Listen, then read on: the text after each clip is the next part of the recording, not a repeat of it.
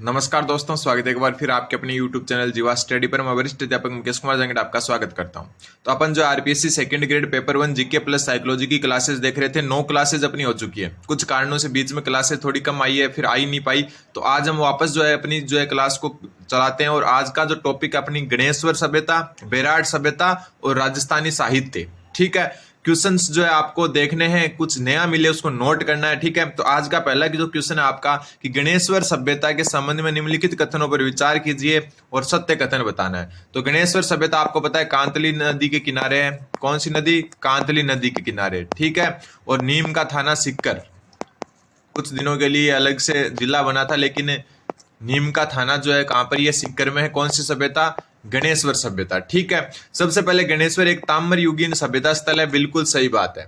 ठीक है, यहां से प्राप्त आयुध के साथ साथ लघु पाषाण उपकरण भी प्राप्त हुए हैं। बिल्कुल, यहां से लघु पाषाण उपकरण भी प्राप्त हुए हैं, पत्थर के बने हुए जो है उपकरण। ठीक है, गणेश्वर सभ्यता की खोज की थी आर.सी. अग्रवाल, जिनको हम कहते हैं रतन चंद्र अग्रवाल। कौन?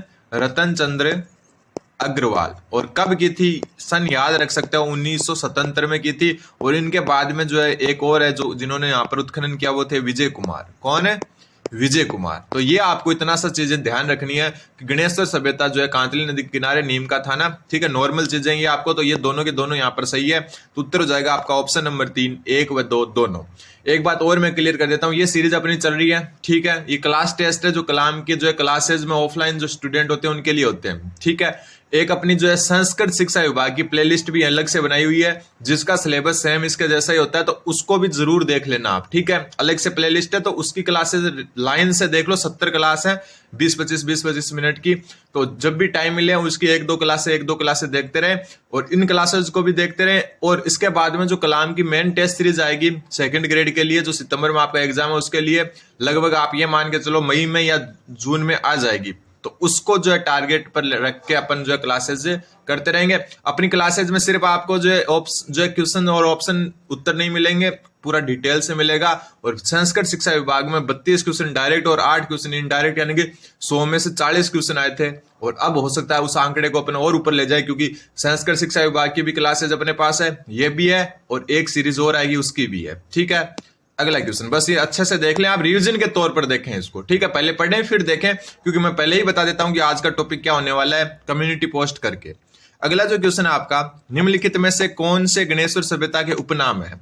बहुत अच्छी बात है। गणेश्वर सभ्यता के उपनाम तो सबसे मैंने पुरातत्व का पुष्कर। पुरातत्व का पुष्कर किसको कहा जाता है? गणेश्वर सभ्यता को कहा जाता है। ठीक है, भारत की ताम्र युगीन सभ्यता की जननी?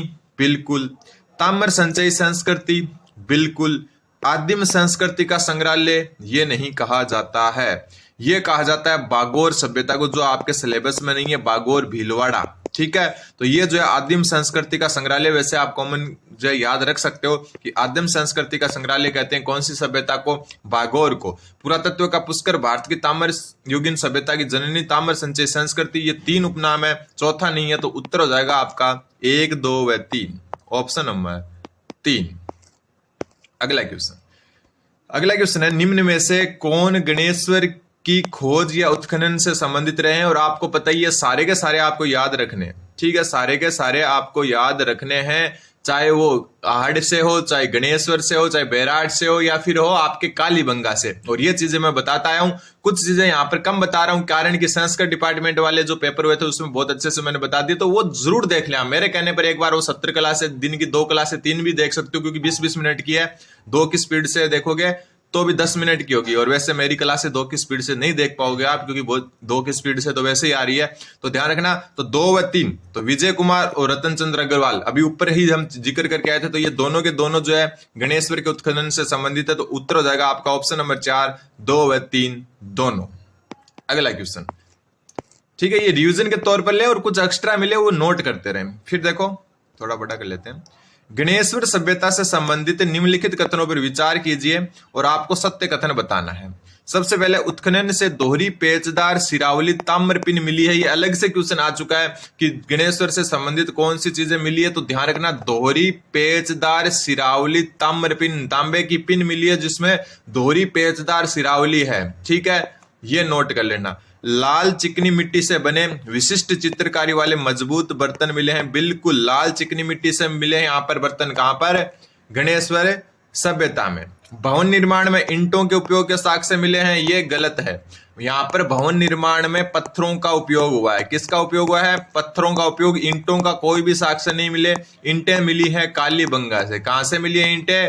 कालीबंगा से। तो ध्यान रखना पत्थरों का उपयोग हुआ है कौन सी सभ्यता में?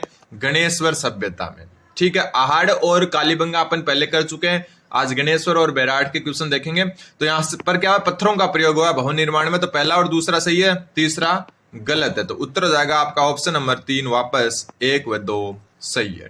ठीक है, ऊपर कौन सा किया था अपन ने? हाँ ठीक है। अगला क्वेश्चन है गणेश्वर से प्राप्त मर्द भांड किस प्रकार के हैं? Very good. गणेश्वर से जो मर्द भांड प्राप्त हुए हैं आपको वो किस प्रकार के हैं? तो ध्यान रखना वो गेरिक मर्द भांड है। कौन से? गेरिक मर्द भांड। दूसरी बात और बताते हूं, इसका दूसरा नाम भी लिखा हुआ आ सकता है। तो इसका दूसरा नाम जो होता है वो होता है करपस वर्णी मर्द भांड। ध्यान रखना कौन से? करपस वर्णी मर्द भांड मिले यहाँ पर। मिट्टी के जो बर्तन मिले हैं या इसको गेरिक रंग कह सकते हो, या हिंदी में शुद्ध हिंदी में बोलो तो करपस वर्णी मर्द भांड मिले हैं। कहां से? गणेश्वर सभ्यता से। ये भी नोट करने जैसा है। और अब आपको एक चीज मैं बता चुका, पहले पढ़ा चुका, दूसर चित्रित मर्द भांड कौन सी सभ्यता से मिले हैं? कमेंट कर देना इसको। ठीक है, कमेंट कर देना कि दूसर चित्रित मर्द भांड कहां से मिले हैं। अगली क्लास में मैं इसका उत्तर भी बता दूंगा। ठीक है, लेकिन ये आपको कमेंट करना है क्योंकि पीछे ये क्वेश्चन अपन कवर कर चुके हैं। अब डेली से आपको ये ऐसा एक क्वेश्चन मिलता रहेगा। तो गेरिक मर्द भांड जो है या फिर करपस वर्णी मर्द भांड कहां से मिले हैं? गणेश्वर सभ्यता से मिले हैं। फिर बैराठ स्थित पहाड़ी जहां बौद्ध विहार के अवशेष मिले हैं उसे जाना जाता है। तो आपको पता ही है जो बैराठ है वहां से जो है 3 प्रकार के साक्ष्य मिले हैं। ठीक है, एक तो आपके कहां से बौद्ध जो है एक प्रकार कौन से बौद्ध धर्म है उससे संबंधित एक महाभारत कालीन मिले हैं। तो इसमें यह पूछा है कि जो बौद्ध विहार है उसके अवशेष कहां से मिले हैं? तो इसके अवशेष मिले हैं आपके बिज्जक की पहाड़ी से। कहां से मिले हैं? बिज्जक की पहाड़ी से मिले हैं। तो ये चीज आपको ध्यान में रखनी है। एक और मैं चीज आपको बता देता हूं। ठीक है, एक चीज ये है कि जो आपकी गणेश्वर सभ्यता थी ना, उसके बारे में बताना भूल गया, मैं वापस बता देता हूं, यहां लिख देता हूं।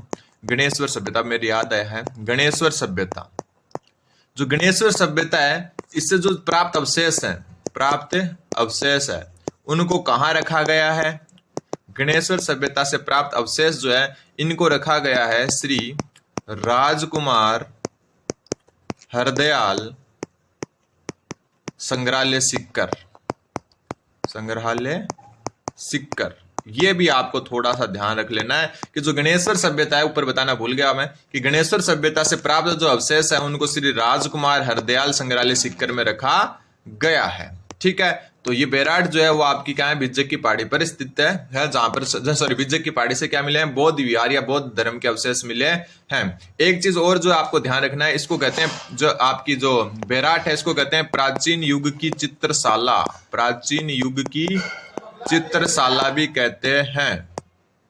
इसको क्या कहा जाता है? प्राचीन युग की चित्रशाला। एक मिनट, चित्रशाला कहा जाता है। ठीक, कौन सी सभ्यता को? बैराठ की सभ्यता को। ठीक है, अब देखते हैं अगला क्वेश्चन। अगला क्वेश्चन है, थोड़ा छोटा कर लेते हैं, कि निम्न में से बैराठ सभ्यता के संदर्भ में असत्य कथन बताना है।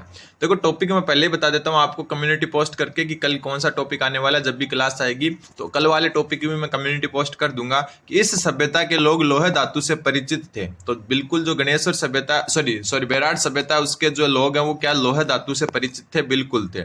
यहाँ के लोग वस्त्र बुनाई कला से अनभिज्ञ थे, मतलब अनजान थे? तो बिल्कुल नहीं थे, और यही असत्य हो गया आपका। यहाँ पर 2 ही सभ्यता है, एक तो आपकी बैराठ और एक बागोर, जहां पर वस्त्रों के जो अवशेष मिले हैं, वस्त्र जो बुनाई के अवशेष मिले हैं। गेहूं व चावल की खेती की जाती थी, बिल्कुल की जाती थी। यहाँ से संकलिपि मिली है, स्वास्तिक मिला है। स्वास्तिक ध्यान रखना, जो आपका होता है ना, इस हिसाब से जो स्वास्तिक होता है अपने, ठीक है, वो भी यहाँ से मिला है। त्रिरत्न चक्र के भी प्रमाण मिले हैं। ठीक है, एक चीज आपको ध्यान में रखनी है वो कि हुण शासक कौन? हुण शासक मिहिर भोज के आक्रमण के साक्ष्य भी मिले। मिहिर कुल के आक्रमण के साक्ष्य भी मिले हैं। आक्रमण के शाक से, मतलब हुण शासक था कौन, मिहिर कुल, उसने आक्रमण किया था कौन सी सभ्यता पर, बेराट से सभ्यता पर। तो हुण शासक मिहिर कुल के आक्रमण के साक्ष्य भी कौन सी सभ्यता से मिले हैं, बेराट सभ्यता से मिले हैं। फिर अगला क्वेश्चन, निम्न पर विचार कीजिए, ठीक है, और क्या क्या जो है बेराट से संबंधित है वो बताना है। चांदी की 8 पंचमार्क मुद्राएं, तो चांदी की 8 पंचमार्क मुद्राएं मिली हैं, बिल्कुल सही मिली हैं, ठीक है। इंडो ग्रीक शासकों के 28 सिक्के मिले हैं, इंडो ग्रीक शासकों के कितने सिक्के, 28 सिक्के, ठीक है। यूनानी शासक मिनेंडर के 16 सिक्के प्राप्त हुए हैं, बिल्कुल सही बात है। ये ध्यान रख लेना, अपन कंफ्यूज ये हो जाते हैं कि बाई चांस क्वेश्चन आ जाता है और अपन ये सोचने लग जाते हैं कि आड़ से मिले, गणेश्वर से मिले या बेराट से मिले हैं। कालीबंगा तो अपने लगभग क्लियर रहती है, लेकिन ये गणेश्वर, आड़ और जो बेराट है ना, इनमें अपन कंफ्यूज हो जाते हैं कि ये मिनेंडर वाले कहां से मिले, क्योंकि कहीं पर तो यूनानी देवता मिलता है आड़ में और कहीं यूनानी शासक मिनेंडर के सिक्के मिलते हैं बेराट में। तो इनमें कंफ्यूजन नहीं होना, एकदम दिमाग में क्लियर करना, बार बार रिवाइज करके कि कहां से क्या चीज मिली है। तो इसका जो उत्तर हो जाएगा आपका ऑप्शन नंबर 4, 1, 2 व 3, ठीक है। अगला क्वेश्चन, अगला क्वेश्चन है आपका, निम्न में से कौन से विद्वान बेराट सभ्यता के उत्खनन से संबंधित हैं। तो बेराट सभ्यता के उत्खनन से संबंधित कौन कौन रहे हैं, दयाराम साहनी, बिल्कुल रहे हैं, ठीक है। नीलरतन बनर्जी, बिल्कुल। कैलाश नाथ दीक्षित, बिल्कुल। एम.एन. देश पांडे, बिल्कुल। चारों नाम रट लेना, और हर सभ्यता, चारों की चारों जो आपके सिलेबस में सभ्यता है सभी को रट लेना कि कौन सा कहां से जो है संबंधित है। इसका उत्तर हो जाएगा आपका ऑप्शन नंबर 4, 1, 2 व 3 व 4। दयाराम साहनी, नीलरतन बनर्जी, कैलाश नाथ दीक्षित और एम.एन. पांडे, चारों, सॉरी देश पांडे, वो चारों के चारों जो है बेराट से संबंधित रहे हैं। फिर निम्न में से कौन सा बेराट सभ्यता के संदर्भ में सही नहीं है, सही नहीं पूछा है, ठीक है। प्राचीन युग की चित्रशाला कहा गया इसको, बिल्कुल, ऊपर बात कर चुके। यहां से अकबर कालीन टकसाल के प्रमाण मिले, बिल्कुल। हम मुगल कालीन भी कह सकते हैं, अकबर कालीन भी कह सकते हैं। वस्त्र बुनाई तकनीक से परिचित थे, ऊपर बात हो चुकी है, ठीक है।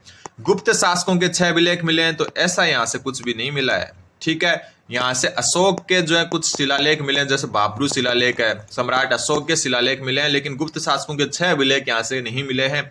उत्तर हो जाएगा ऑप्शन नंबर 4। अगला क्वेश्चन, ये जो है सबसे इंपॉर्टेंट लाइन है, क्योंकि अपन जो है इसको कालीबंगा से जोड़ लेते हैं बहुत बार जो है, लेकिन ध्यान रख लेना जो है कई बार जो है क्वेश्चन कैसे आता है कि स्वतंत्रता के पश्चात जो कुछ हमने पाकिस्तान को देखकर खोया उससे कहीं ज्यादा है, और यहाँ पर ये हटा देते हैं और डैश लगा देते हैं, खोज कर पाया।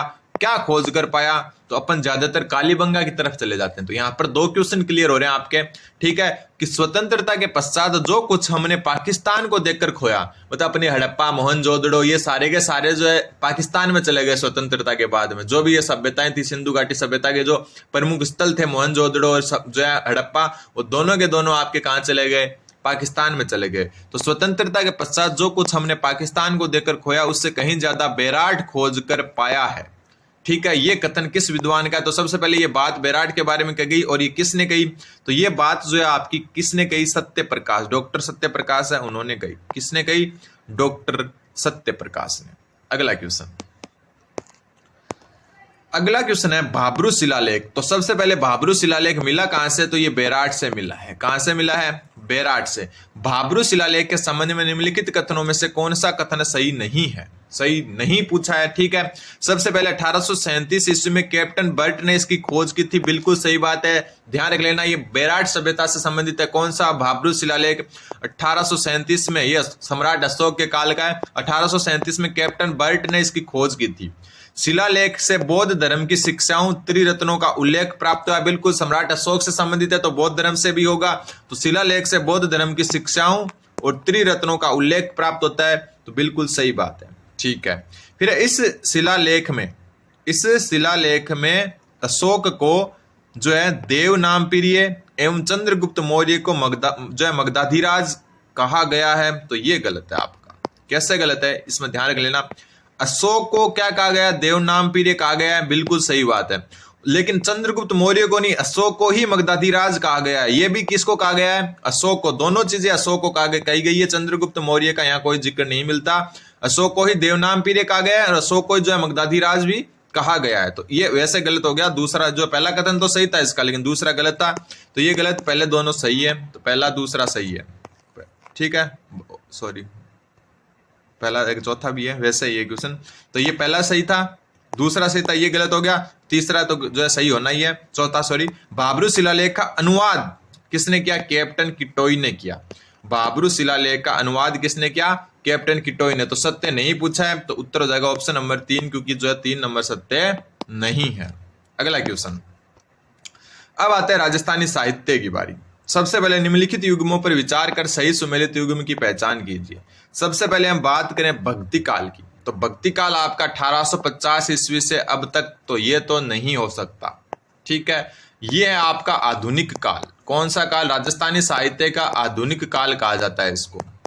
ठीक है, फिर भक्ति काल किसको कहेंगे? तो भक्ति काल होगा 1450 ईस्वी से लेकर 1650 ईस्वी तक। ठीक है, ये है राजस्थानी साहित्य का भक्ति काल। रीति व नीति पर्क काल 1650 से 1850 बिल्कुल सही है।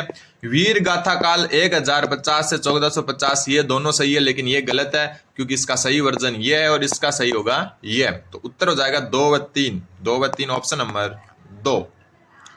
अगला क्वेश्चन, अब देखो, निम्नलिखित में से राजस्थानी साहित्य की वह विद्या जिसमें शासकों एवं सामंतों की वीरता, इतिहास, विद्वता, उदारता, स्वामी भक्ति और वंशावली आदि घटनाओं का उल्लेख मिलता है, कहलाती है।